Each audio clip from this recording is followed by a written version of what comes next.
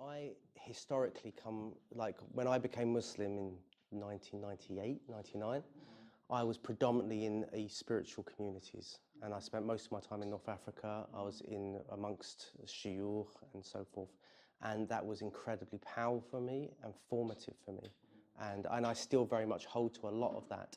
However, when I came back to England after being immersed in that, working in the community and trying to be a community leader, and that being my main focus, like feeling that that would bring the answers, and I wanted it to bring the answers.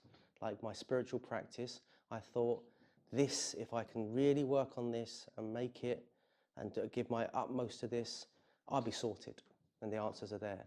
Unfortunately, it's not a blame on the spiritual tradition, it's a blame on how we, the challenges we have in this day and age today, is that it became where almost it became completely non-relational, where there was a fixation on practice, on things, on my spiritual practice, and completely neglecting sort of my relationships.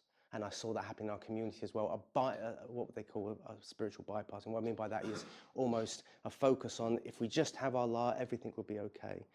And that's true, the statement, but how's that being implemented? And what that often meant was neglect of people.